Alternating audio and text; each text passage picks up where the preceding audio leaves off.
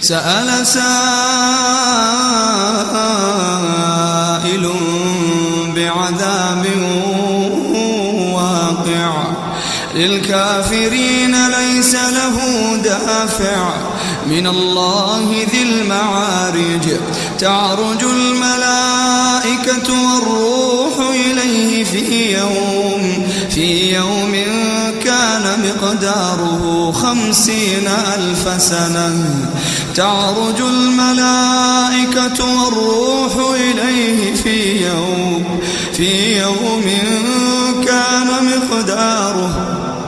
كان مقداره 50,000 سنة فاصبر صبرا جميلا إنهم يرونه بعيدا ونراه قريبا يوم تكون السماء كالمهل وتكون الجبال كالعهن ولا يسأل حميم حميما يبصرونهم يود المجرم لو يفتدي من عذاب يومئذ ببنيه وصاحبته وأخيه وفصيلته التي تؤويه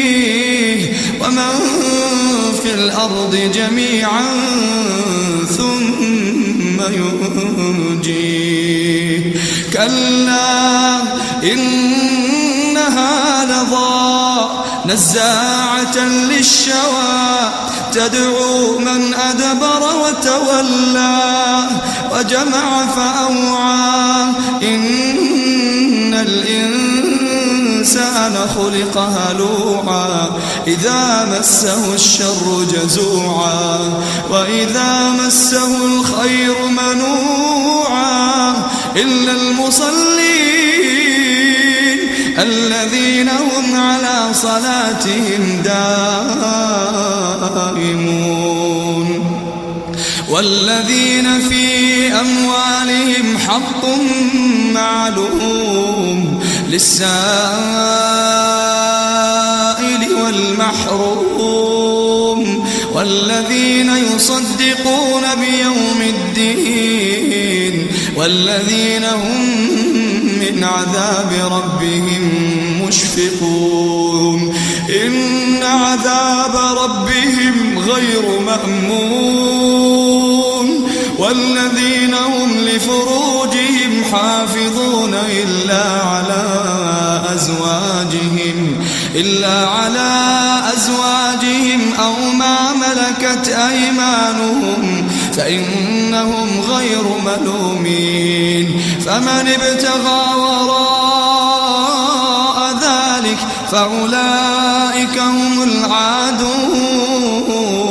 والذين هم لأماناتهم وعهدهم راعون والذين هم بشهاداتهم قائمون